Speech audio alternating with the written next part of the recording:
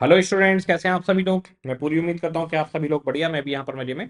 बच्चों, हम लोग करने वाले हैं एफएम एसएम का MTP 1। और इसमें जो मेन दिक्कत है, बच्चों को केस सिनेरियो में दिक्कत थी और एफएम के एक दो क्वेश्चन में, तो हम उसको बहुत ध्यान से देखने वाले हैं। सबसे पहला जो क्वेश्चन चालू हुआ है, कंपनी है काव्या बोधी लिमिटेड KBL। इसकी कहानी सुनाइए कि भाई ये ऐसे ऐसे कंपनी है। यहाँ तक सिर्फ इसकी कहानी है और कुछ नहीं, कोई रेलिवेंस पॉइंट नहीं। It is planning to acquire one of its competitor. अब ये अपने कॉम्पिटिटर को खरीदना चाह रहे हैं, जिसका नाम है प्रेस्टीज लिमिटेड। तो KBL प्रेस्टीज लिमिटेड PL को खरीदने के लिए सोच रही है। Which would enhance the growth of KBL। The consideration amount will be 1.5x of its average market capitalisation. तो जो भी PL का मार्केट कैपिटलाइजेशन होगा, उसका 1.5 गुना पैसे देके खरीदी जाएगी। प्रेस्टीज लिमिटेड के पास 1,30,000 शेयर्स हैं और 45 रुपए का बाजार में बिक रहा है वैल्यूएशन डेट पर। तो भाई 1,30,000 शेयर 45 रुपए का बिक रहा है, इसका मतलब इसकी वैल्यू कितनी हुई? 1,30,000 मल्टीप्लाई बाई 45, इसकी वैल्यू हुई 58.5 लाख। हम इसको 1.5 गुना पैसे देंगे, 1.5x देंगे, मल्टीप्लाई बाई 1.5, यानी 87,75,000 में ये खरीदी जाएगी। ठीक है। Consideration amount will be paid equally in 5 years, where the first installment to be paid immediately। तो 5 इंस्टॉलमेंट में पैसा जाएगा, यानी 17,55,000 रुपए 5 बार जाएंगे, 2 3 4 5। जो पहली इंस्टॉलमेंट है वो T0 पे जाएगी इमीडिएटली। उसके बाद की T1, T2, T3 and T4। Okay, ये इंस्टॉलमेंट जाएगी इनकी। प्रेस्टीज लिमिटेड की जो कॉस्ट ऑफ कैपिटल है वो 15% है। प्रेस्टीज लिमिटेड की कॉस्ट ऑफ कैपिटल से हमें कोई लेना देना नहीं है। वो कंपनी तो हमने खरीद ली, हमें अपनी कॉस्ट ऑफ कैपिटल से लेना देना होगा, यानी KBL अपनी कॉस्ट ऑफ कैपिटल देखेगी। KBL limited share price has grown from 130 to 1301 in last 5 years. 5 साल में शेयर का प्राइस 301 से 150 से 301 हो गया, तो इससे ग्रोथ निकल जाएगी। अंडर रूट में 5, और यहाँ पे 301 रुपये हो गई है 150 से -1। तो इसे हम कैसे निकाल सकते हैं? 301 डिवाइडेड बाई 150, ये आ गया 2.0066 समथिंग। ये आपके कैलकुलेटर पर आ गया। अब इसे सोल्व करना है। 301 डिवाइड बाई 150 में कर चुका हूँ, 12 बार अंडर रूट का बटन दबा दीजिए। 1 2 3 4 5 6 7 8 9 10 11 12, -1 कर दीजिए। डिवाइडेड बाई वो किया जाता है जो पावर होती है, तो डिवाइड बाई 5, फिर +1 इक्वल्स टू। यहां तक हम पहुंच गए। हमने क्या करा? 301 डिवाइड बाई 150, फिर 12 बार अंडर रूट का डबल बटन, फिर -1, फिर डिवाइड बाई 5, जितनी पावर है 7 साल होते तो 7 से डिवाइड करते, फिर +1। अब हम मल्टीप्लाई इक्वल्स टू 12 बार बटन प्रेस करेंगे, multiply equals to multiply equals to, ऐसा 12 बार करना है। 1 2 3 4 5 6 7 8 9 10 11 12। ये मेरे पास आ गया 1.14947 समथिंग। ठीक है।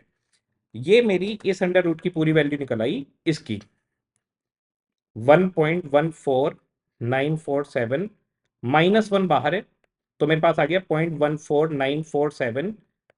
तो ये 14.94 या 95% हो गया, तो राउंड ऑफ 15% ICI ने इसको लिया है। ये मेरे पास ग्रोथ रेट आ गया। आगे बढ़ते हैं। It will continue to grow at the same rate. KBL pays dividend regularly. The company had recently paid a dividend of 8 rupees. अभी अभी 8 रुपए का डिविडेंड दिया, ये D0 हो गया। For the calculation of equity, average of 52 week high market price in last 4 year is to be considered, which is agreed. कह रहे हैं आपको जो इक्विटी की कैलकुलेशन करनी है, यानी KE निकालना है, उसके लिए हमें लेना होता है P0। तो कह रहे हैं P0 आप क्या लोगे? आप 5 साल का एवरेज लोगे। तो ये 5 साल का MPS दे दिया इन्होंने, इसका एवरेज निकाल लीजिए। 185, 210, 252, 325, 280 डिवाइड बाई 5, ये आ गया जी 250 रुपये 40 पैसे। ठीक है। KE calculated as per growth model holds weight 0.6। कह रहे हैं कि जो ग्रोथ मॉडल है, यानी D1 divide by P0 plus G जो लेते थे हम, उस मॉडल का वेट 0.6 है, यानी 60% KE तो उसके थ्रू माननी है। फिर आगे इन्होंने CAPM मॉडल और बता दिया, यानी KE के 2 मॉडल बता दिए। CAPM मॉडल को कहा है कि 0.4 वेट उसका होगा, यानी 40% वेटेज उसकी लेके चलनी है। Risk free rate is assume to the yield of long term government security 8%, ये हो गया RF रिस्क फ्री रेट।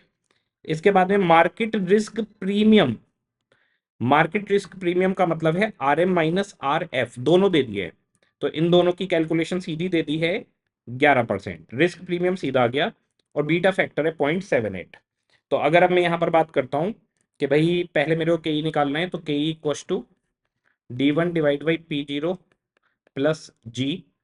तो के इक्वस टू D1 है मेरे पास 8 रुपये प्लस 15% ग्रोथ, क्योंकि D0 है 8 रुपये plus 15%, 9.2 divide by 250.4 plus growth rate 15%, तो यहाँ पर आ गया 9.2 डिवाइड बाई 250.4 और प्लस 15%, 18.67% के आ गया डिस्काउंट मॉडल से। और के दूसरे अगर मॉडल से मैं निकालता हूँ RF plus beta factor RM minus RF, तो मेरे पास ये आ गया रिस्क फ्री है 8%, बीटा है 0.78 और रिस्क प्रीमियम है 11%। तो ये आ गया 0.78 मल्टीप्लाई बाई 11 और प्लस 8, 16.58% आ गया इससे। ठीक है, तो यहां तक के क्वेश्चन देखते हैं। सबसे पहले calculate cost of equity under both the method, तो ये आ गया 18.67 और 16.58, ये हो गया जी 18.65 और 16.58 पहले वाला। तो ये आ गया के D1 अपॉन निकाल के दिखा दिया, 18 पॉइंट आ गया, और इसके बाद में ये के दूसरे से निकाल दिया, इसका आ गया। ठीक है जी, इसके बाद में कह रहे हैं ओवरऑल कॉस्ट ऑफ इक्विटी बताओ। तो ओवरऑल अगर निकालनी है तो हमने 60 और 40% का वेट देना है। तो 18.65% डिस्काउंट मॉडल से आया है, जिसका वेट है 0.6, यानी हम मान रहे हैं 60% इस रेट से लेना है। और दूसरे का आया है हमारे पास 16.58%, जिसका वेट लेना है CAPM का 0.4। तो 18.65, इसका वेट 0.6, और दूसरे वाले का 18.65, इसका वेट 0.6, और दूसरे वाले का 16.58, इसका वेट 0.4, 17.822, इसका ही आ गया 17.82, ये के ही निकल गया हमारा। ओके जी, इसके बाद में यहां से कहानी शुरू है। KPL will issue debenture with face value of 10,500, face value है डिवेंचर की 10,500, हमने ऐसे डिवेंचर इशू किए हैं, which is to be amortise equally over 7 years, 7 साल तक इनका पैसा इक्वली अमोर्टाइज होगा। तो 10,500 डिवाइड बाई 7, 1,500 हर साल हम पैसे देंगे प्रिंसिपल के। आगे कह रहे हैं company consider the effective rate of interest applicable to AAA rated company with markup of 200 basic point. तो 100 बेसिक पॉइंट का मतलब होता है 1%, 200 बेसिक पॉइंट का मतलब हो गया 2%। तो कह रहे हैं AAA रेटेड कंपनी का जितना भी रेट होगा उसमें मार्कअप 200%, 200 पॉइंट, यानी 2% एक्स्ट्रा देंगे हम। आगे कह रहा है क्वेश्चन कि AAA का रेट 7.5 है, तो हम 2% एक्स्ट्रा 9.5% का इंटरेस्ट देंगे। तो अब हमारे को अगले 5 साल तक, 7 साल तक 1,500 रुपये, 1 2 3 4 5 6 7 ये देने, प्लस 10,500 पर 9.5% इंटरेस्ट जो बना वो भी देना है। 10,500 पर 9.5%, तो ये हो गया 997.5। तो पहले साल हम 1,500 रुपये देंगे, प्लस ये इंटरेस्ट देंगे 2,497.5 देंगे पहले साल में। दूसरे साल में हमारे 10,500 में से 1,500 रुपये कम हो गए, वैल्यू बच गई 9,000, 9.5%। ये हमारा इंटरेस्ट की कैलकुलेशन आ जाएगी, ये प्रिंसिपल रिडम्पशन आ जाएगा, और ये टोटल अमाउंट आ जाएगी। फिर 9,000 से 7,500 हो जाएगा, फिर 6,000 हो जाएगा, ऐसे 1,500 रुपये गिरते रहेंगे, उनके ऊपर ब्याज आता रहेगा। ठीक है जी, क्वेश्चन की requirement number 3, calculate cost of debt, KD निकालना है आपको। If intrinsic value of debenture today is close to 9,740, अगर इंट्रिंसिक वैल्यू 9,740 है, यानी कि आज की करंट वैल्यू इसकी इतनी है, तो जब आप मल्टीपल ईयर्स में पेमेंट कर रहे हैं अलग अलग, तो इसके लिए हमें YTA मेथड लगाना पड़ेगा। अब YTA मेथड के लिए हमें 2 रेट चाहिए, वो 2 रेट कैसे लें, सोचने वाली बात ये है। इसका सिंपल सा पॉइंट बताता हूं मैं आपको। 9.5% तो इंटरेस्ट दे रहे हो आप, ठीक है, प्लस ₹10,500 आप रिडेम्पशन वैल्यू के दे रहे हो, 1500 हर साल, जबकि 97,540 वैल्यू है। तो इसका मतलब 10,500 माइनस 9740, ₹760 7 साल में आपने एक्स्ट्रा दिए। तो ये हो गया RV minus NP divided by N. ये रिडेम्पशन वैल्यू, ये नेट प्रोसीड, और ये divide by N. 108.57 per annum आपके एक्स्ट्रा जा रहे हैं। तो 9.5% तो आप दे ही रहे हो। 108.57 आपकी रिडेम्पशन में आपका लॉस हो रहा है पर एनम का, एवरेज लॉस हो रहा है। अब अगर हम देखें 108.57 का हर साल लॉस है, 9740 नेट प्रोसीड है, तो इसकी परसेंटेज कितनी है? 108.57 डिवाइड बाई 9740, इसका मतलब 1.11% के आसपास ये हमारा रिडेम्पशन वाला लॉस हो गया, और 9.5% इंटरेस्ट दे रहे हैं हम। दोनों को जोड़ दें तो 10.61% के आसपास आ रहा है। तो 10.61 के आसपास ही आपका अप्रोक्सीमेटली आंसर हो गया। तो बेसिकली हो क्या रहा है, 9.5% तो इंटरेस्ट जा रहा है हर साल, प्लस जो रिडेम्पशन का लॉस है उसका एवरेज पर एनम हमने निकाला 9740 से, इन्होंने खुद बोला है 9740 इंट्रिंसिक वैल्यू है, तो 108.57 का अमाउंट में लॉस आ गया एवरेज, उसकी परसेंटेज 1.11% आ गई, 10.61% हो गया।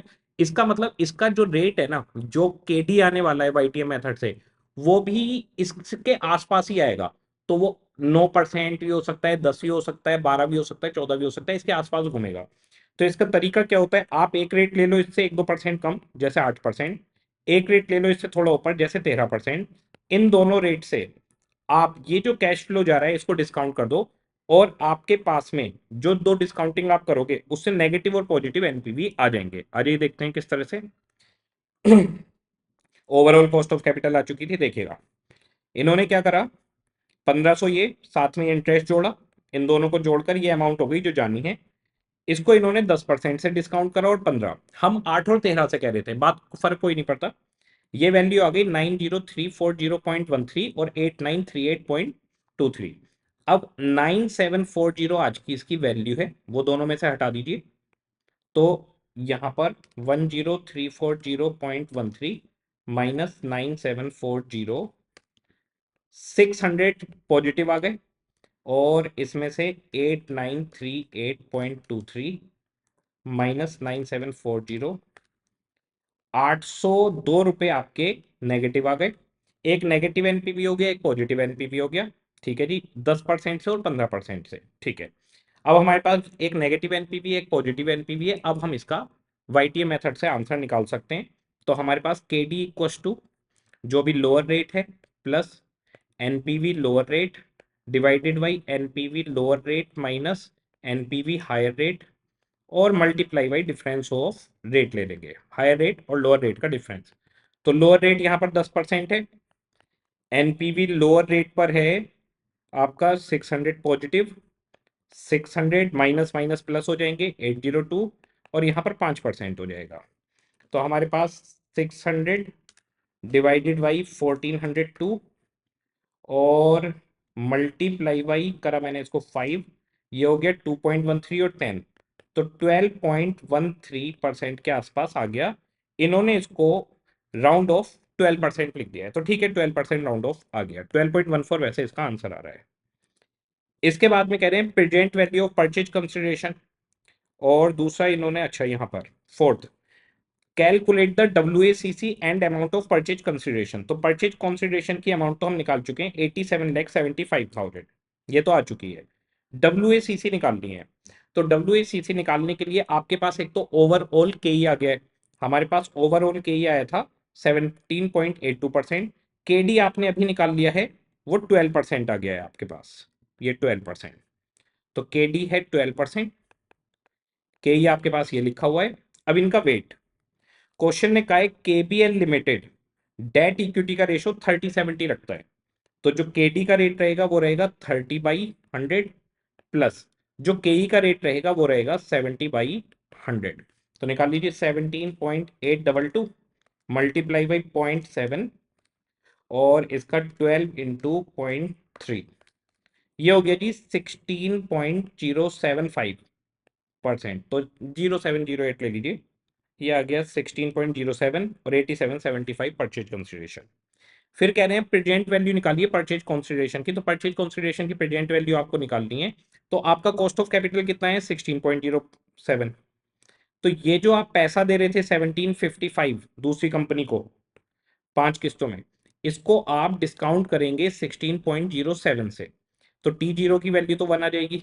उसके बाद का 1.1607 डिवाइड बाई इक्वल टू 0.862 0.742, इस तरीके से डिस्काउंट रेट निकाल के प्रेजेंट वैल्यू इसकी निकल आएगी। ये देखिएगा, ये आ गया जी 16.07 87,750। ये आ गए पैसे, पहली बार का डिस्काउंट रेट 1, उसके आगे के डिस्काउंट रेट आ गए, प्रेजेंट वैल्यू निकाली 6658 आ गई, 6658 हमारी प्रेजेंट वैल्यू निकल गई। तो इस क्वेश्चन के लिए बच्चे बहुत पूछ रहे थे, तो ठीक है। तो ये एक मेजर क्वेश्चन था, उसके बाद छोटे छोटे क्वेश्चन है। वाई लिमिटेड की एक्चुअल सेल 20 लाख है, ब्रेक इवन पॉइंट 15 लाख है, डिग्री ऑफ टोटल रिस्क 6.5 है, यानी कंबाइंड लीवरेज 6.5 है, और ये जो 20 लाख की सेल और ब्रेक इवन पॉइंट है, इससे आपके पास ऑपरेटिंग लीवरेज आ जाएगी। ऑपरेटिंग लीवरेज का फॉर्मूला होता है 1/MOS प्रपोर्शन। अब देखिए 20 लाख में 15 लाख बीपीए यानी 75%, तो इसका मतलब 25% एमओएस हो गया, तो 1/0.25 ऑपरेटिंग लीवरेज होगी 4। कह रहे हैं calculate the percentage impact on EPS if EBIT. EPS और ईबीआईटी का लिंक आता है फाइनेंशियल लीवरेज से। अब आपके पास कंबाइंड लीवरेज है, ऑपरेटिंग लीवरेज निकल गई, तो कंबाइंड लीवरेज को ऑपरेटिंग लीवरेज से डिवाइड करूंगा तो फाइनेंशियल लीवरेज आ जाएगी 6.5 डिवाइड बाई 4, ये आ गया 1.625। अब अगर ईबीआईटी पे 12% फर्क पड़ेगा, फाइनेंशियल लीवरेज है 1.625, तो ईपीएस पर उसका 1.625 टाइम फर्क पड़ेगा, तो 1.625 मल्टीप्लाई बाई 12, ये आ गया जी 19.5% फर्क पड़ेगा। ये आ गया डी पॉइंट। सेवेंथ, कह रहे हैं के ई 11% है, के डी 8% है, के ओ 10% है, तो डेट इक्विटी रेशियो आपको निकालना है। ठीक है, अब देखिए के ओ इक्व टू के ई डब्ल्यू ई प्लस के डी डब्ल्यू डी। के ओ है 10%, के ई है 11%, वेट उसका पता नहीं हमें, प्लस के डी है 8%, उसका भी वेट नहीं पता। तो हम दोनों का वेट मिला के 1 होगा, या फिर 100% बोल लो, कैसे भी लिखो बात एक ही आएगी।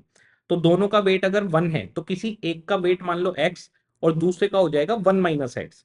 तो अगर मैं मान लूं डब्ल्यू ई का वेट x है, तो इसका वेट 1 माइनस एक्स हो जाएगा, किसी को भी x मान लीजिए। ठीक है जी, अब 10% equal to 11% X plus bracket खोल दीजिए, 8% की मल्टीप्लाई 1 से होगी 8 माइनस 8% एक्स। अब जरा देखिए, ये जो 8% है ये सामने जाकर माइनस हो जाएगा, 2% हो गया, इक्व टू 11% एक्स में से 8% एक्स जाएगा, तो आपके पास हो गया 3% एक्स। एक्स की वैल्यू अगर निकालेंगे तो 2/3, ये सामने जाकर डिनोमिनेटर हो गया, 2/3 की वैल्यू आ गई एक्स की। और ये एक्स हमने किसको लिया था, एक्स हमने लिया था इक्विटी का वेट। तो इक्विटी का वेट अगर 2/3 है, तो इसका मतलब डेट का वेट 1/3 होगा। क्वेश्चन ने हमसे पूछा है आपको डेट और इक्विटी का रेशो बताना है, तो डेट का वेट 1/3 है, इक्विटी का 2/3 है, तो 1:2 डेट और इक्विटी का रेशो हो गया, तो 1:2 हमारे पास डेट इक्विटी रेशो आ गया। इस तरह से इसका सॉल्यूशन था, ये 19.5, ये 1:2। ओके जी, अगला question, earning available to equity share holder 30 lakh है, कॉस्ट ऑफ इक्विटी 15% है। तो इक्विटी की अर्निंग 30 लाख, के ई है 15%, इक्विटी की वैल्यू आपकी हो गई 200 लाख, ये वैल्यू ऑफ शेयर्स या वैल्यू ऑफ इक्विटी हो गया। कह रहे हैं डेट 150 लाख के हैं, फर्म की वैल्यू बताओ, तो फर्म की value equity plus debt, equity हो गया 200 लाख, डेट है 150 लाख, आपके पास 350 लाख हो गया फर्म की वैल्यू, सी आ गया 350 लाख। इसके बाद में डिस्क्रिप्टिव क्वेश्चन आ गए, देखते हैं। First, you are required to calculate the total current assets of Ananya Limited from the given information. Stock turnover, sales, GP ratio, current liability और liquid ratio. Stock at the end 30,000 ज्यादा है beginning के stock से। ठीक है जी, तो सबसे पहले हमारे पास सेल और ग्रॉस प्रॉफिट है, तो सीओजीएस आ जाएगा, क्योंकि स्टॉक टर्नओवर रेशियो सीओजीएस से निकलता है। तो जी सीओजीएस आ गया 5,40,000। अब जरा देखिए, stock turnover ratio equal to COGS divided by आपके पास average stock, stock turnover ratio है 5, सीओजीएस है 5.4 लाख, एवरेज स्टॉक आ जाएगा आपके पास। एवरेज स्टॉक आ गया 5.4 lakh divide by 5 equal to 1.08 lakh. तो 1,08,000 का एवरेज स्टॉक हो गया। अब कह रहे हैं जो क्लोजिंग स्टॉक है वो ओपनिंग स्टॉक से 30,000 ज्यादा है। ठीक है जी। तो इसके दो तरीके होते हैं, एक तो होता है कि आप ऐसे लिख लो, average stock equals to opening stock plus closing stock divide by 2। अब एवरेज स्टॉक है 1.08 लाख इक्वल्स टू जो क्लोजिंग स्टॉक है वो ओपनिंग से 30,000 ज्यादा है, तो opening stock plus closing stock की जगह लिख लो ओपनिंग स्टॉक प्लस 30,000। ये क्लोजिंग स्टॉक की वैल्यू आ गई डिवाइड बाई 2। इसको आप सोल्व करेंगे, आपके पास ओपनिंग स्टॉक की वैल्यू आ जाएगी, ये आ गया 1,08,000 मल्टीप्लाई 2 माइनस 30,000 और डिवाइड बाई 2। ओपनिंग स्टॉक की वैल्यू आ गई 93,000, इसमें 30,000 जोड़ दीजिए, क्लोजिंग स्टॉक की वैल्यू आ जाएगी 1,23,000। ये क्लोजिंग स्टॉक की वैल्यू आ गई। इसका दूसरा तरीका बड़ा सिंपल सा होता है, एवरेज स्टॉक 1.08 लाख है, एवरेज का मतलब है बीच में, ओपनिंग स्टॉक और क्लोजिंग स्टॉक, कह रहे हैं ओपनिंग और क्लोजिंग में 30,000 का फर्क है, तो इसका मतलब यहां से यहां पर 15,000 रुपये ज्यादा होगा और यहां से यहां पर 15,000 रुपये कम होगा। तो पीछे माइनस हो रहा होगा, आगे जोड़ रहा होगा, तो सीधे 1,08,000 में अगर आप जोड़ते 15,000 रुपये तो 1,23,000 आ जाता है। तो इस तरह से भी कर सकते हैं। ओके जी। तो 1,23,000 आ गया हमारे पास क्लोजिंग स्टॉक, पहली चीज आ गई। ओके। इसके बाद में इन्होंने करंट लायबिलिटी दी है 240 और लिक्विड रेशो दिया है 1.25। ठीक है जी। तो liquid ratio equal to current assets minus stock divide by current liabilities. Liquid ratio 1.25, current assets पता नहीं, स्टॉक है 1,23,000, करंट लायबिलिटीज है 2,40,000। करंट एसेट निकल आएगी आपके पास 240 मल्टीप्लाई 1.25, ये सामने जाकर मल्टीप्लाई हो गया, 3 लाख रुपए हो गए, minus 1,23,000, current asset equal to 1,77,000। 1,77,000 की आपकी टोटल करंट एसेट्स आ गई जी। करंट एसेट्स ये 350 आ गया, ये 1,77,000। अच्छा 1 मिनट, मैंने यहाँ पर ये गया current liability 240 1.25 multiply by 240, 3 lakh 123 सामने जाकर ऐड हो गया, मैंने ऐड की जगह लेस कर दिया था। ये हो गया 1,23,000, 423 हमारी करंट एसेट हो गई। ओके, 423 की करंट एसेट आ गई। ओके जी, आ रही। अब इससे जो अगला क्वेश्चन है उसमें बच्चों को परेशानी थी और होनी भी चाहिए, क्योंकि स्टडी मैट का क्वेश्चन है और एग्जामिनर ने यहाँ पर एक गड़बड़ करी है। वो क्या गड़बड़ करी है वो मैं आपको बताऊंगा अभी। Gitarth limited has a current debt equity 3:2, debt 30% और 70% equity. Company presently consider several alternative investment proposal under 25 lakh. तो कंपनी 3:7 के रेशो में 3:7 के रेशो में डेट इक्विटी रखेगी और 25 लाख रुपए के नीचे कई सारे प्लान है उनके पास कि 10 लाख इन्वेस्ट करें, 5 लाख करें, 15 करें। Okay. Company will always raise fund required without disturbing the current capital structure ratio, यानी 3:7 फिक्स रहेगा। फिर कह रहे हैं हम केडी और केई आपको बता रहे हैं, बोले 5 लाख तक केडी और केई 10 और 12 रहेंगे, 5 लाख से ऊपर और 10 लाख के बीच में 12 और 13.5 हो जाएंगे। स्लैब दे रखा है 10 से 20 के बीच में 13 और 15 और 20 से ऊपर 14 और 16 हो जाएंगे। टैक्स रेट 30% है। Calculate cut off rate for two project 1 and 2 whose fund requirement 15 lakh and 26 lakh. तो 15 लाख और 26 लाख पर आपको cost of capital, cut off यानी कॉस्ट ऑफ कैपिटल आपको यहाँ पर निकालनी है। ठीक है। अब इसके अंदर गड़बड़ी क्या है, ये सेम क्वेश्चन स्टडी मैट में सेम टू सेम, वहां पर इन्होंने क्या करा, यहाँ केडी लिखा और नीचे टैक्स रेट दिया, तो केडी को आफ्टर टैक्स बनाया पहले, जैसे 10% है तो 10% को आफ्टर टैक्स बनाया है और इसको कर दिया आपका 7%। लेकिन इसके आंसर में इन्होंने इसको आफ्टर टैक्स नहीं बनाया। तो बेसिकली होना क्या चाहिए कायदे में, जैसे केडी लिखा है तो केडी का मतलब तो आफ्टर टैक्स खुद ही होगा, लेकिन इनको मेंशन कर देना चाहिए कि केडी आफ्टर टैक्स है बिफोर टैक्स है, क्योंकि सेम क्वेश्चन तो तुमने स्टडी मेट में दे रखा है, उसे तुमने आफ्टर टैक्स किया है, वहां भी केडी लिखा हुआ है, वहां भी कॉस्ट ऑफ डेट लिखा है। तो ये इनकी गलती है, इनको मेंशन करना चाहिए था कि बिफोर टैक्स है आफ्टर टैक्स है, मेंशन नहीं करा तो 2 सजेस्टेड देने चाहिए एटलीस्ट, क्योंकि स्टडी मेट में सेम क्वेश्चन बिल्कुल कॉपी पेस्ट है, तो इसमें बच्चों को दिक्कत हुई थी। खैर एग्जाम के लिए अब आप ये याद कर लीजिएगा कि केडी लिखा हुआ है तो इसका मतलब कॉस्ट ऑफ डेट है, cost of debt after tax होती है तो ऑलरेडी निकली हुई है, ठीक है। तो इसका मतलब स्टडी मेट का वो क्वेश्चन अब गलत हो गया आगे से, ठीक है जी।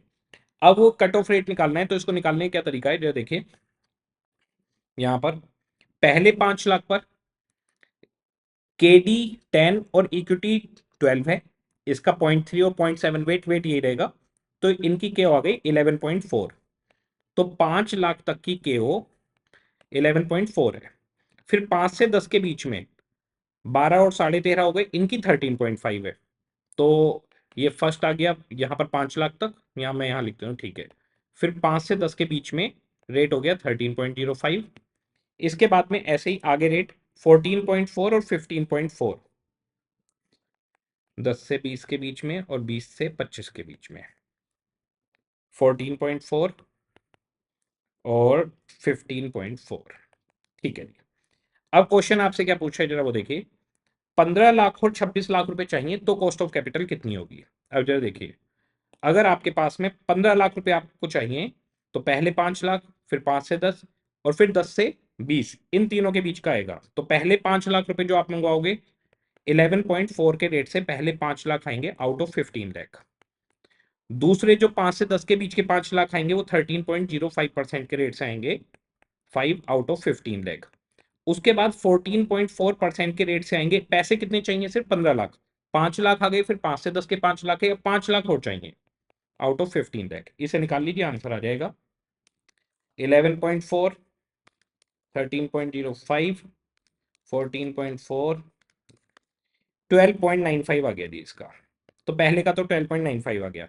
फिर चाहिए 26 लाख रुपए, ये अबव 20 है, अबव 20 लाख, ठीक है।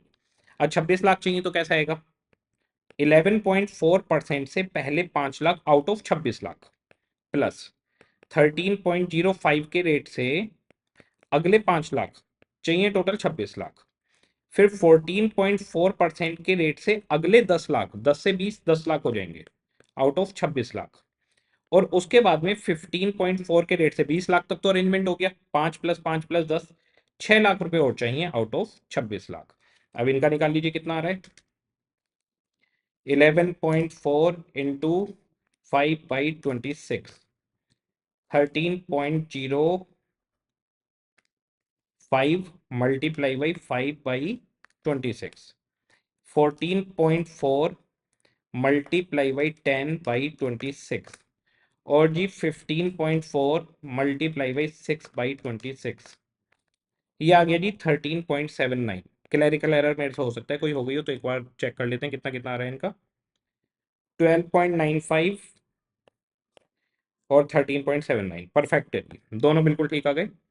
अब इसके आगे क्वेश्चन कह रहा है, if a project is expected to give an after tax return of 13%, अगर कोई 13% रिटर्न दे रहा है, यानी सामने से 13% कमाई हमारे पास आ रही है, determine under what condition it would be acceptable.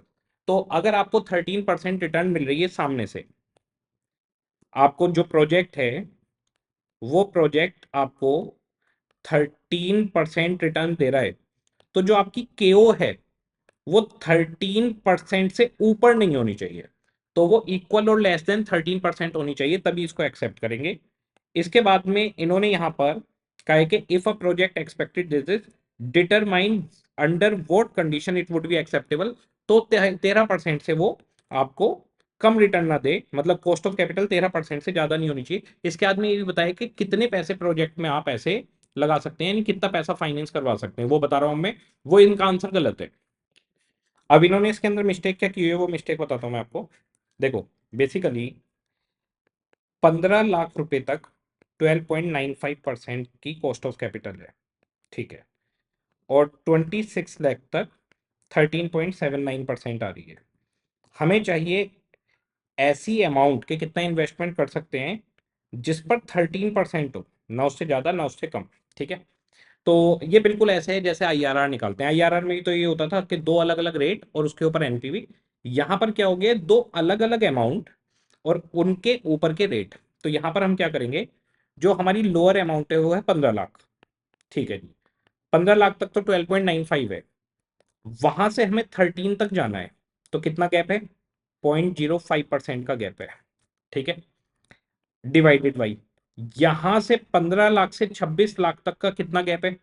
13.79 और 12.95। इन दोनों का गैप देखिए, ये 0.05% है और यहां से यहां पर 0.79% है। तो 0.05% और माइनस माइनस प्लस हो जाएंगे, 0.79% मल्टीप्लाई बाई यहां पर हमारे पास हो जाएगा आपके पास दिस 15 और 26 लाख माइनस 15 लाख, 11 लाख रुपए आ जाएंगे। तो बस हुआ क्या है, हम जब आईआरआर निकालते थे तो यहां अमाउंट होती थी और यहां पर परसेंटेज होती थी। अब हमने क्या करा है, यहां पर अमाउंट्स कर दिए, यहां परसेंटेज। बीच में फंसाने वाली तो बात है, आईआरआर के अंदर ये तो होता है कि बीच में कहां पर फंसाएं जहां पर जीरो हो जाए। तो अगर आप देखेंगे कि भाई मैं माइनस करता हूं 13% में से 12.95%, तो मेरे पास आ जाएगा 0.05%। और अगर मैं माइनस करता हूँ 13% में से 13.79%, तो मेरे पास आ जाएगा 0.79% नेगेटिव। तो माइनस माइनस प्लस हो जाएंगे नीचे यहाँ पर आकर, सेम टू सेम वही फॉर्मूला है, बीच में फंसाने वाली बात है। तो 15 लाख प्लस, अब ये देखिए ये हो गया 5 और डिवाइडेड बाई हो गया 8479 और मल्टीप्लाई बाई हो गया 11, तो ये हो गया 0.65 लाख। तो आपके पास 15.65 लाख तक की अमाउंट का आप इन्वेस्टमेंट कर सकते हैं। अच्छा ठीक है, इनका आंसर ठीक किया हुआ है, कोई गलती नहीं है। ओके जी, वैसे अमाउंट के लिए पूछा नहीं था, सिर्फ आपको इतना सा बताना था, इन्होंने अमाउंट नहीं पूछी थी, आपको सिर्फ इतना बताना था कि भैया 13% से हमारी के ओ ज्यादा नहीं होनी चाहिए, तभी हम एक्सेप्ट करेंगे। एग्जाम में अब क्या हो सकता है, एग्जाम में ये आपको सिर्फ 13% के लिखना है कि भाई कॉस्ट ऑफ कैपिटल 13% से ज्यादा नहीं होनी चाहिए। अब यहां पर इनको एग्जाम में मेंशन करना पड़ेगा, also mention the amount to be invested. अगर ये लिखेंगे तो हम 13.65 लाख तक का इन्वेस्टमेंट कर सकते हैं, वो 13% के अंदर हमारी कॉस्ट ऑफ कैपिटल के आ जाएगा। ओके जी, इसके बाद अगला क्वेश्चन लीवरेज का सिंपल था बिल्कुल। From the following detail prepare income statement, income statement बनाना है। Sales minus variable cost, contribution आ गया, माइनस फिक्स्ड कॉस्ट, ईबीआईटी आ गया, माइनस इंटरेस्ट, ईबीटी आ गया। ओके, आ जाओ सबके सब थोड़े से ऊपर हो जाओ, यहाँ पर आ जाओ साइड में। हाँ, ईबीटी में से टैक्स माइनस किया, टैक्स है 30%, और ये आ गया हमारे पास ईएटी। ये हमारा इनकम स्टेटमेंट बन जाएगा। वेरिएबल कॉस्ट है 30% ऑफ सेल्स। ठीक है जी। अब इसके बाद में इन्होंने इंटरेस्ट की अमाउंट हमें दे दी है 2000, इंटरेस्ट आ गया हमारा यहाँ पर 2000 रुपये। कॉन्ट्रीब्यूशन फिक्स्ड कॉस्ट का ईबीआईटी, इसमें से इंटरेस्ट चला जाएगा, ईबीटी आ जाएगा, टैक्स चला जाएगा, ईएटी आ जाएगा। अब हमारे पास इंटरेस्ट है, साथ में हमारे पास फाइनेंशियल लीवरेज है।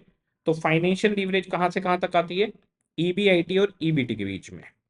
तो EBIT divide by EBT equals to, financial leverage का आंसर दे रखा है इसमें 2। ठीक है, ईबीटी को मैं लिख सकता हूँ ईबीआईटी माइनस इंटरेस्ट, और इंटरेस्ट है 2000 रुपये।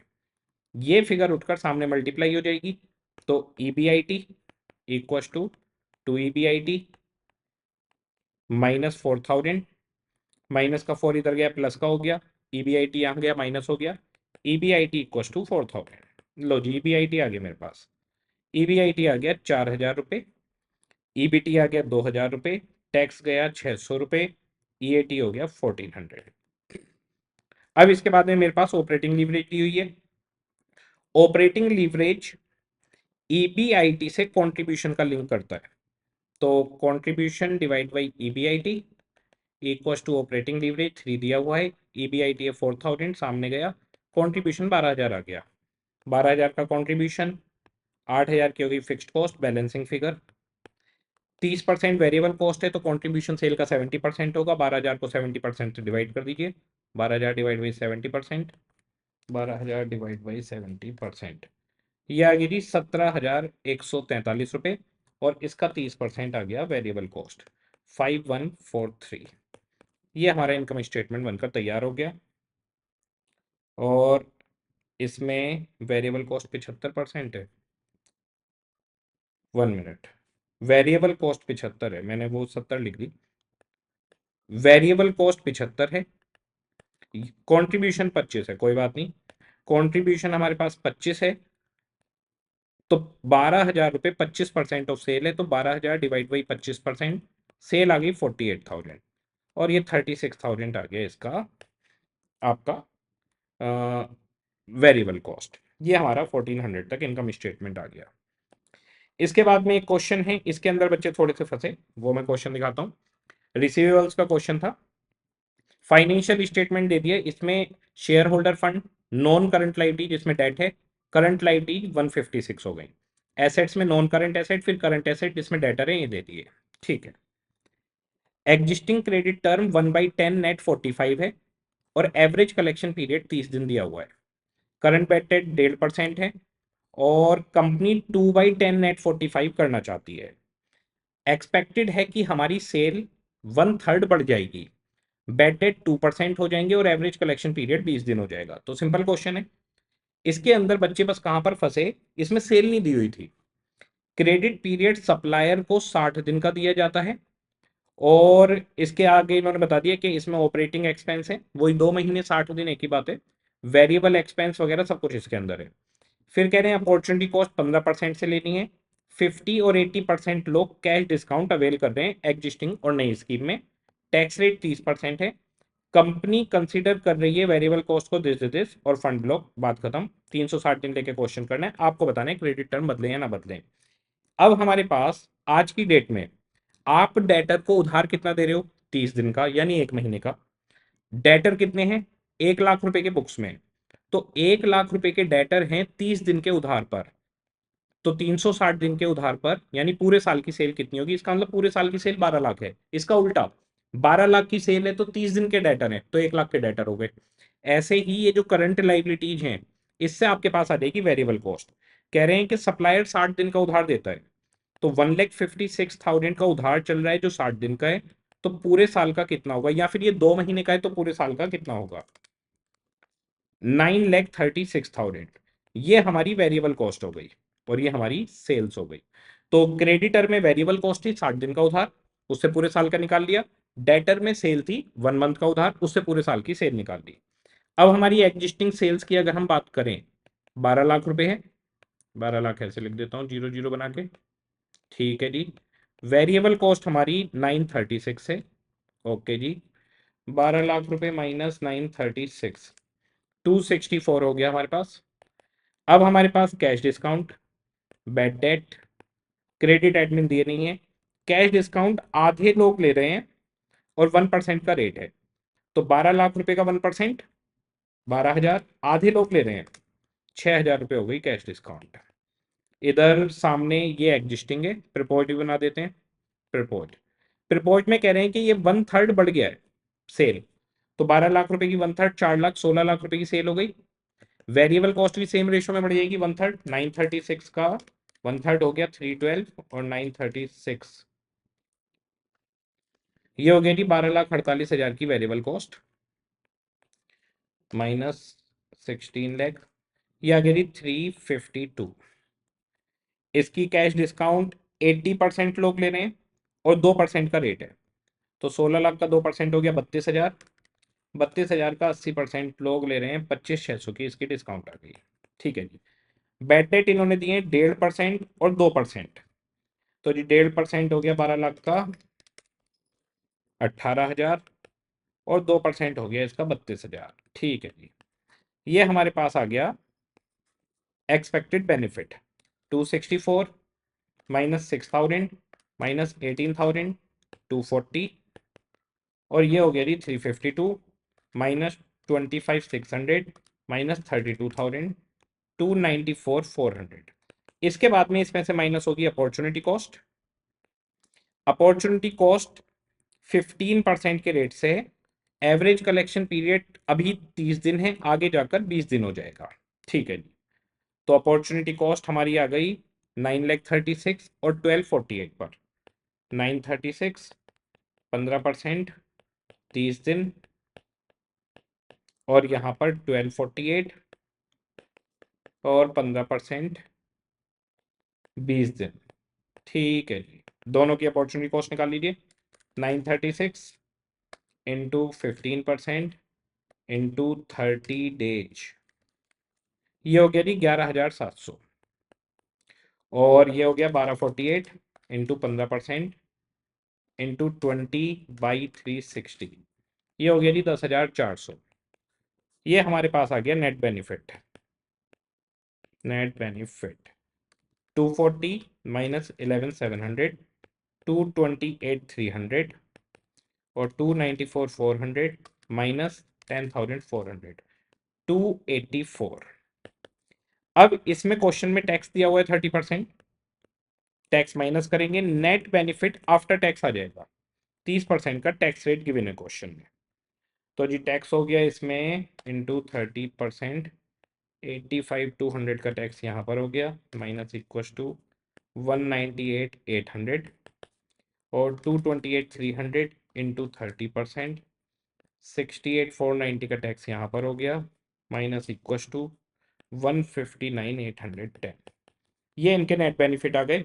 तो यस, हमें एक्सेप्ट कर लेना चाहिए। तो 159,810, 198,800, 159,810, 198,800 आ गया। इसमें क्या करा इन्होंने, जो अपॉर्चुनिटी कॉस्ट है वो बिफोर टैक्स थी, उसको बिफोर टैक्स माइनस ना करके पहले टैक्स माइनस करा, उसके बाद में माइनस कराया, और वहां पे बच्चे को कंफ्यूज कर दिया। अपॉर्चुनिटी कॉस्ट आफ्टर टैक्स बनाओगे तो कोई भी आइटम आफ्टर टैक्स बनाओगे तो 1 - टी करोगे, 30% का टैक्स है, तो 1 - टी अगर आप किसी में भी करेंगे तो 0.7 हो गया। तो इन्होंने यहाँ पूरी कैलकुलेशन में 70% से मल्टीप्लाई कर दिया और आफ्टर टैक्स में माइनस कर दिया। जरूरत ही नहीं है, बिफोर टैक्स में माइनस करो नॉर्मल तरीके से, चलो लास्ट में आंसर आपका सेम आएगा, पूरे नंबर मिलने हैं। तो यहाँ पे इन्होंने थोड़ा सा बच्चे को कंफ्यूज करने की कोशिश की। कोई बात नहीं, हम सब सही कर देंगे जितने की गड़बड़ है। Following information is given for QB limited, earning per share दे दिया, ई आ गया, डिविडेंड पर शेयर डी आ गया। डिविडेंड डिसीजन में क्वेश्चन में कुछ मेंशन ना हो तो डी जो भी दिया जाएगा उसी को D1 मान लेते हैं। इसमें लिखा नहीं है कि डिविडेंड पर शेयर पेड है या पेएबल है, तो D0 D1 एक ही दे देंगे इसमें। कॉस्ट ऑफ कैपिटल 17 और IRR इतना आ गया, तो कॉस्ट ऑफ कैपिटल हो गया आपका KO, और यहाँ के लिख देता हूं मैं, के हो गया ये, और इंटरनल रेट ऑफ रिटर्न आ गया R। कह रहे हैं गोल्डन का फॉर्मूला लगा के मार्केट प्राइस निकालो, तो गोल्डन के फॉर्मूले से मार्केट प्राइस निकालेंगे तो P0 equal to D1 divide by KE minus G। D1 है 45, KE है 17%। ग्रोथ निकालनी है तो ग्रोथ के लिए B इंटू आर, बी का मतलब है रिटेंशन रेशो।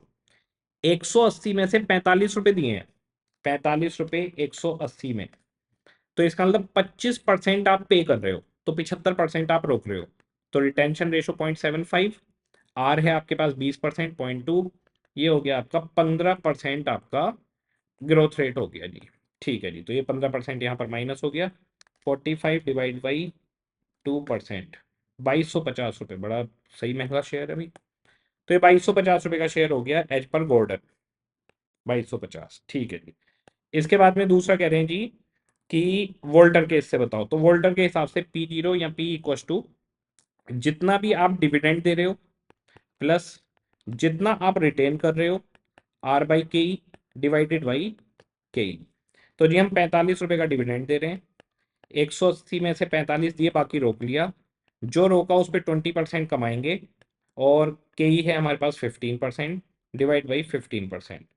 तो जी 180 minus 45, 135 into 0.2 divide by 0.15 plus 45 divide by 0.15, ये जी 1,500 रुपये आ रहा है मेरे से। देखता हूँ 1,500 ही आ रहा है कैन से भी, 1,200 रुपये आ रहा है वोल्टर से। DR/KE जैसे दिस, R/KE 17% के ही लिया है मैंने, 15% लिया है। के कितना दिया, अच्छा 17% है, ठीक है 17%, 17 हाँ जी। 180 minus 45 into 0.2 divide by 0.17 plus 45 रुपये डिवाइडेड बाई 0.17, ये आ रहा है जी 1198 रुपये 96 पैसे। 1198 रुपये 96 पैसे इसका आंसर आ गया। ये 1200 अप्रोक्स इन्होंने इसका दे दिया, ओके। इसके बाद में हमारे पास है क्वेश्चन, ये एग्जाम में आया हुआ क्वेश्चन है पहले भी, तो सिंपल है, फिर भी जिन्होंने ना किया उनके साथ हम कर लेंगे। Parmarth limited is a manufacturer of computer owing to recent development in artificial intelligence, AI का इस्तेमाल करना चाहते हैं, planning to introduce AI in its computer process. This would result into an estimated annual saving as follow. Saving क्या होगी? 3.5 लाख रुपए की saving होगी जो प्रोडक्शन डिले हो रहा था इन्वेंट्री की वजह से। 5 लोगों की सैलरी बचेगी, 4,20,000 रुपए पर एनम, सबकी एक साथ बता दिए। लॉस्ट सेल हमारी रिड्यूस हो जाएगी और टाइमली बिलिंग की वजह से गेन होगा। ये चारों फायदे हैं, चारों एक साथ लिख सकते हैं हम। 3.5 लाख, 4,20,000, 1,75,000 और 3,25,000, 12,70,000 का फायदा होगा। और ये होगा 5 साल तक, पांचों साल का इनफ्लो अलग है इसमें, तो 12,70 मैंने सब जगह पे मान लिया, ठीक है जी। इसके बाद में कह रहे हैं project with would result in annual maintenance, और कह रहे हैं ये एडवांस में देंगे हम, तो यानी जो 180 है T0 पे जाएगी, ये T1 पे, ये T2 पर, ये T3 पर, T4 पर। कैश फ्लो की बात की जाए तो, एक्रूअल बेसिस की बात की जाए तो जिस ईयर में होता है उस ईयर में माइनस करते हैं, ये मैं सिखाऊंगा अभी आपको। फिर कह रहे हैं हमारे को 2 AI स्पेशलिस्ट रखने पड़ेंगे, 6.5 लाख रुपए एक बंदे की सैलरी होगी, तो 13 लाख रुपए की सैलरी जाएगी। और जी ऊपर फायदा कितना हुआ है? अच्छा, saving of 5 employ salary 21 lakh रुपए हो गया, एक बंदे की सैलरी। ये salary, saving of salary of 5 employ with an annual pay of 4,20,000 per annum, पर पर्सन है, पर पर्सन मेंशन होना चाहिए। 21 लाख रुपए तो ये हो गए, 21 लाख, 1,75, 3,25, पर पर्सन मेंशन होना चाहिए। पर पर्सन मेंशन नहीं है तो ये फिर गलत कैलकुलेशन होगी। जैसे नीचे पर पर्सन दिया हुआ है, ऊपर भी पर पर्सन लिखा होना चाहिए था, मिसिंग है।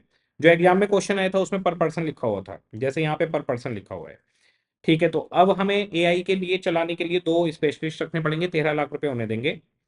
परचेज प्राइस है इसका 21,50,000 और इंस्टॉलेशन कॉस्ट 150, तो ये 23 लाख रुपए का हो गया जो आप सॉफ्टवेयर बनवाएंगे।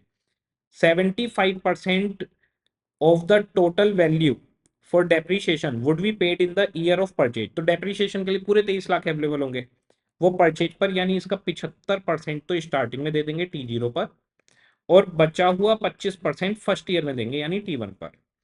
आगे कह रहे हैं न्यू सिस्टम जो भी आपने लिया है ये AI वाला, ये 1,90,000 में बिक जाएगा 5 साल के बाद।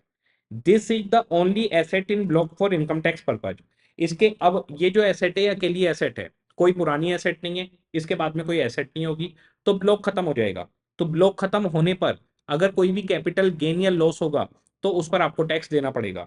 तो अगर ये ओनली एसेट नहीं भी लिखते तो भी हमारे पास में, हम नॉर्मल कैलकुलेशन जैसे करते थे वैसे होता। ब्लॉक ऑफ एसेट से फर्क तब पड़ता है जब हमारे पास मान लो एक ही एसेट है, वो गई और दूसरी आ गई, तो भी ब्लॉक बच जाएगा। या फिर सेवरल एसेट्स हैं तो ब्लॉक बचा रहेगा। यहां पर तो ये एसेट बिकेगी और काम खत्म हो जाएगा, ठीक है। कह रहे हैं जो हर्डल रेट है, हर्डल रेट यानी रेट ऑफ डिस्काउंटिंग, इसको केओ भी बोलते हैं, वो 12% रहेगा। डेप्रीशिएशन 40% डब्ल्यूडीवी से रहेगा। टैक्स रेट 25% रहेगा। कैपिटल गेन जो लगेगा वो 20% से लगेगा, ठीक है जी। कह रहे हैं आपको एनपीवी, एआरआर और पीआई ये 3 चीजें निकाल के बतानी है। इस क्वेश्चन को मैं तरीके से ही करवा रहा हूँ प्रॉपर। 12,50 हमारी सेविंग्स हो गई। अब कॉस्ट की बात मैं कर रहा हूँ, एक तो एआई के लिए जो आपने सैलरी वाले बंदे रखे हैं 13 लाख रुपए के, ये तो सब जगह पे 13 लाख रुपए माइनस हो जाएंगे। इसके बाद में इसमें माइनस होगा डेप्रिशिएशन, तो आपकी एसेट है यहां पर 23 लाख रुपए की, 23 लाख रुपए पे 40% डेप लगेगा, 40%। ये आ गई थी 9,20,000 रुपए पहले साल में, फिर माइनस 40%, 5.52 दूसरे साल में, माइनस 40%, 3.312 थर्ड ईयर में, माइनस 40%, 1.9872 लैक्स, सब कुछ लैक्स में चल रहा है। उसके बाद और फिर 40%, 119232, ये पूरी अमाउंट लिख दी है मैंने, वैसे मतलब ये सब लैक्स में है, लैक्स लैक्स लैक्स, ओके। इसके बाद में आएगी इनकी मेंटेनेंस कॉस्ट। तो जो मेंटेनेंस कॉस्ट है, इस क्वेश्चन में टैक्स है, टैक्स के केस में इनकम टैक्स जो लगता है वो एक्रूअल बेसिस पे लगता है, तो आपको इनकम टैक्स निकालने के लिए एक्रूअल बेसिस पर ही माइनस करना पड़ेगा। तो एक्रूअल बेसिस पर आ रही है 1.8 लाख, 2 लाख और आपका 120, 110, 130, 120, 110, 130, ये एक्रूअल बेसिस पे पहले माइनस हो जाएगी। यहां पर हमारे पास प्रॉफिट बिफोर टैक्स आ जाएगा, ये आ गया पीबीटी। पीबीटी कितना है, मैं कॉपी कर देता हूं एक बार। पीबीटी आ रहा है हमारा 1470, 1450, 1530।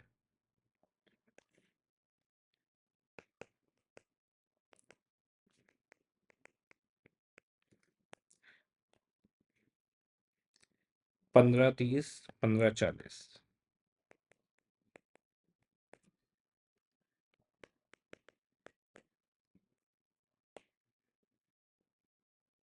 अरे डेप्रिसिएशन 550, 898, 550, 898।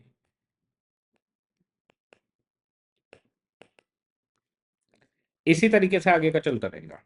अब पीबीटी आने के बाद हम इसमें से माइनस करेंगे टैक्स। टैक्स का रेट है नॉर्मल वाला 25%।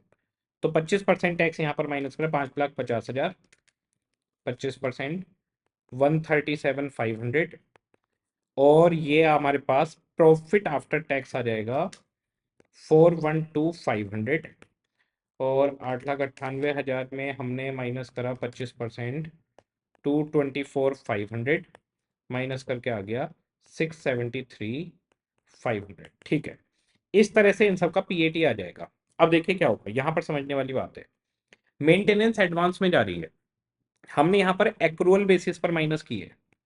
एक्रूअल बेसिस पर इसलिए माइनस की है, रीजन बीइंग इनकम टैक्स कहेगा कि हम एक्रूअल बेसिस पे मानते हैं, तो पहले टैक्स की कैलकुलेशन के लिए एक्रूअल बेसिस पे माइनस कर दिया। इसके बाद में अब इसको ऐड कर देंगे, क्योंकि एक्रूअल बेसिस पे पेमेंट तो हो नहीं रही और हमें कैश फ्लो चाहिए। तो मेंटेनेंस एक्रूअल बेसिस पर यहां पर ऐड हो जाएगी 1,80,000, 2 लाख, ये यहां पर ऐसे ऐड करते चले जाएंगे। डेप्रीशिएशन भी ऐड हो जाएगा। डेप्रीशिएशन हमारा आ गया 920, 552। इसके बाद में अब मेंटेनेंस आपने ऊपर एक्रूअल बेसिस पे जोड़ी, नीचे एक्रूअल बेसिस पर, ऊपर एक्रूअल बेसिस पे आपने माइनस की, नीचे एक्रूअल बेसिस पर आपने जोड़ दी।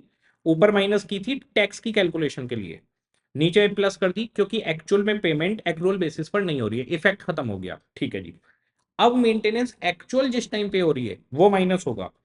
तो जो मेंटेनेंस सेकंड ईयर की है वो फर्स्ट ईयर में माइनस हो रही है, अब मेंटेनेंस फिर से माइनस होगी। यानी पहले आपने माइनस की एक्रूअल बेसिस पर टैक्स के लिए, फिर उसको जोड़ा वापस एक्रूअल को इफेक्ट हटाने के लिए। अब जिस टाइम पे हो रही है वो माइनस होगा, तो 2 लाख रुपए पे हुई है तो 2 लाख रुपए यहां पर माइनस होगा। अगले साल की मेंटेनेंस कितनी है आपकी, अगले साल की मेंटेनेंस है 120, तो 120 यहां पर माइनस होगा। तो एक साल पहले माइनस होगा और फिफ्थ ईयर में कोई मेंटेनेंस नहीं आएगी। यहाँ पे 1,10,000, यहाँ पर 1,30,000, ये इस तरह से माइनस होकर आ जाएगा। फिर यहाँ पर हमारे पास CFAT आ जाएगा, कैश फ्लो आफ्टर टैक्स। ये इसका पैटर्न है। तो इसको समझते हैं बच्चों, कई बार गलती होती है। ये मेंटेनेंस इन्होंने यहाँ पर ऐड करी, फिर यहाँ पर माइनस करके दिखा दी एक साल पहले, और इनके पास CFAT आ गया। ठीक है जी। अब हमारे पास जो हमारा करने का तरीका होता है, जो जनरली बच्चे क्लास में सीखते हैं, CFAT आ गया इनका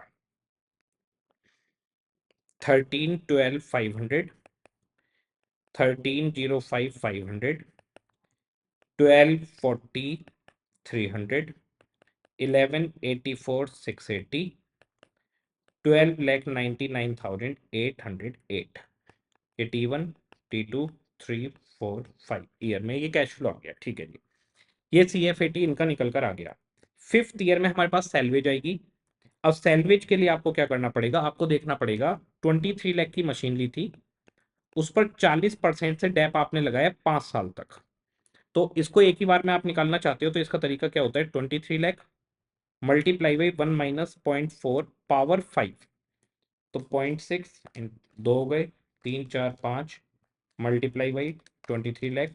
इसकी WDV हमारे पास निकल कर आ जाएगी, इससे WDV आ गई 178,848। इसको आप बेच रहे हो 1,90,000 पर।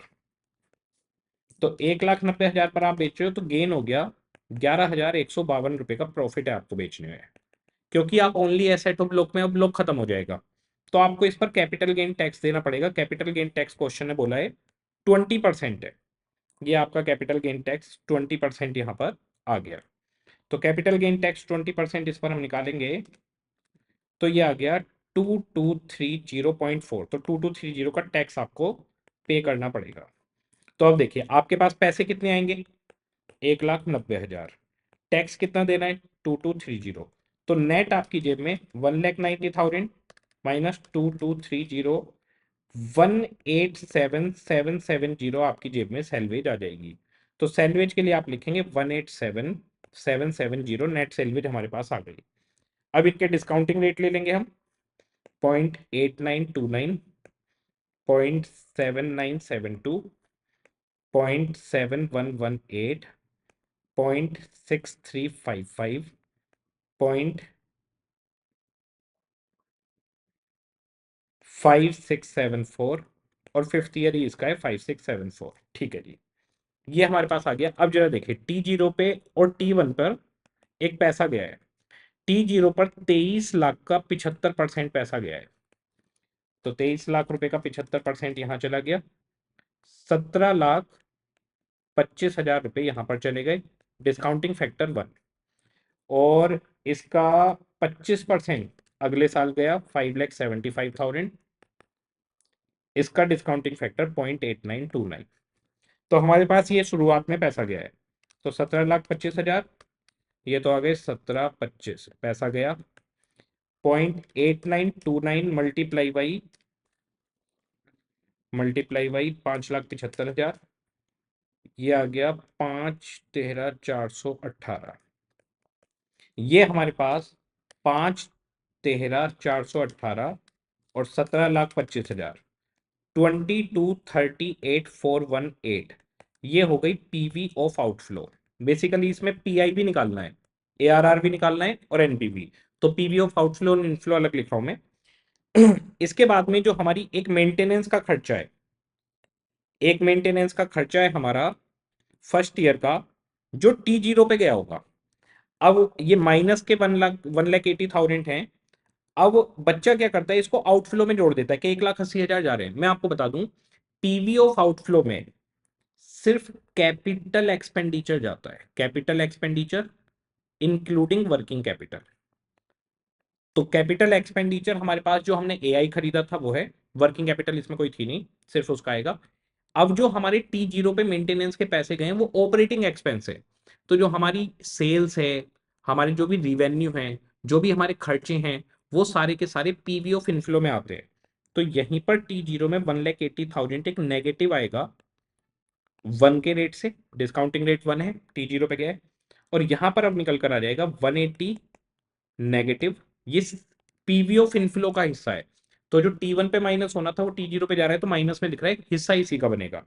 तो जो भी हमारे ऑपरेटिंग इनकम या एक्सपेंस होते हैं वो सारे के सारे हमारे पीवी ऑफ इनफ्लो में दिखाई देते हैं, और सैलरी भी लास्ट में इनफ्लो में आ जाती है। अब हमारे पास 13,12,500 मल्टीप्लाई 0.8929, ये आ गया जी 1,17,1931। ओके, इसके बाद में हमारे पास 0.7972 मल्टीप्लाई बाई 130,5500, ये आ गया 1,04,0745। इसके बाद में हमारे पास है जी 0.7118 मल्टीप्लाई बाई 12,40,300, 8,82,846। इसके बाद में जी हमारे पास इन दोनों को जोड़ देता हूँ, 12,99,808 प्लस 1,87,770 मल्टीप्लाई बाई 0.5674, 8,44,052। ये इन दोनों का एक साथ निकाल दिया मैंने। अब ये पीवी ऑफ इनफ्लो आ जाएगा, पीवी ऑफ इनफ्लो। तो ये हमारे पास 8,44,052, 8,82,846, 1,04,0745, 1,171,931 माइनस 180, 37,58,574, ये हमारे पास आ गया। और यहाँ पर कोई क्लैरिकल एरर हो गई हो तो वो बाद में देखी जाएगी। अब हमारे पास सबसे पहले एनपीवी पूछा है 45 22 38। 22 38 तो ठीक है, इसमें मैंने लिया, कोई एक छूट गया, 89 वाला हो गया, 1.8929 मल्टीप्लाई बाई 13 12 500, ये हो गया 0.7972 मल्टीप्लाई बाई 13,055 ये भी हो गया 0.6355 मल्टीप्लाई बाई 1184680, ये रह गया 752864, ये बीच में रह गया 752864 प्लस 3758,574। हाँ जी, ये हमारे पास आ गया 45,11,438, ये इनफ्लो हो गया। तो ये यहाँ पर आ गया 4512 अप्रोक्स उतना ही, सेम टू सेम, आसपास नियर बाई हमारे पास आ गया। ये आपके पास ये पूरा निकल आया। अब हमारे पास इन्होंने जो टैक्स लिया है वो 11, इन्होंने टैक्स ऐसे कैसे लिया, 11,152 आ गया टैक्स, इस पर आ गया हमारे पास 2230, उस अच्छा वो तो एक ही बात है, ठीक है। तो ये हमारी जो डिजिट्स हैं वो डेसिमल्स की मल्टीप्लाई की वजह से मतलब 500 1000 रुपये आगे पीछे। अब हमारे पास में सबसे पहले एनपीवी निकालना है, तो एनपीवी ये सिंपल तरीका है, जैसे मैंने आपको करके बताया, ये ज्यादा आसान तरीका है, इन्होंने बहुत कॉम्प्लेक्स बनाया हुआ है, इस तरीके से करेंगे ज्यादा आसान रहेगा। ये अब हमारे पास एनपीवी हम निकालेंगे 45,11,438 माइनस 22,38,418, तो ये आ गया 22,73,020 हमारे पास एनपीवी, जो सबसे पहली चीज पूछी थी 22,73,991 आ रहा है इनका, हमारा 020 डेसिमल्स में मल्टीप्लाई करने की वजह से। इसके बाद पीआई पूछा है, पीआई के अंदर PV of inflow divided by PV of outflow, 45,11,438 divide by 22,38,418, ये आ गया जी 2.01545, ये पीआई आ गया, ये आ गया जी 2.015। ओके, इसके बाद एआरआर पूछा है, एआरआर में एवरेज या इनिशियल इन्वेस्टमेंट, एग्जाम में कुछ भी ले सकते हैं, इन्होंने इनिशियल इन्वेस्टमेंट लिया और कहा है कि एवरेज इन्वेस्टमेंट से भी ले सकता है बच्चा, कोई दिक्कत नहीं है। तो दो सजेस्टेड आंसर आते हैं जब एआरआर किससे लिया है ना बताया जाए। एआरआर के लिए हमें चाहिए एवरेज प्रॉफिट, तो जो एवरेज प्रॉफिट हम उठाएंगे इस क्वेश्चन के अंदर, जो पीएटी आ रहा है, पीएटी, ये आ गया टैक्स नेट, ये जो पीएटी आ रहा है हमारे पास, ये पीएटी हमारे पास कैलकुलेशन हमने कहां पर लिखी थी, हमारे पास कैलकुलेशन हमने लिखी थी यहां पर, ये जो पीएटी आ रहा है, ये जो पीएटी आ रहा है, इसको पूरे को जोड़ोगे और डिवाइड बाई 5 करोगे तो एवरेज प्रॉफिट आपके पास निकल आएगा पर एनम कितना है। तो मैं यहां से जोड़ रहा हूं 4,12,500, 673,500 और 8,99,100, 10,05,960 और जी 10,50,576 डिवाइडेड बाई 5 ईयर्स, तो ये आ रहा है जी इसका एवरेज 80,83,272 और इन्वेस्टमेंट है हमारे इनिशियल 23 लाख रुपए, मल्टीप्लाई बाई 100, एआरआर आ जाएगा इनिशियल इन्वेस्टमेंट से 35.14, ये आ गया जी 35.14%। ये हमारे पास एफएम के अंदर जितने भी बच्चों के डाउट थे न्यूमेरिकल से रिलेटेड वो आ गए, फिर थ्योरी है, उसके बाद में एसएम के अंदर कोई डाउट बच्चों ने नहीं पूछा क्योंकि वो नॉर्मल था, उसके भी कवर हो गया। तो एफएम एसएम में जितने भी एमसीक्यू वगैरह सारी चीजें सिनेरियो बेस्ड था, ये एमटीपी 1 हो गया है, सारे क्वेश्चन हमारे सोल्व हो गए।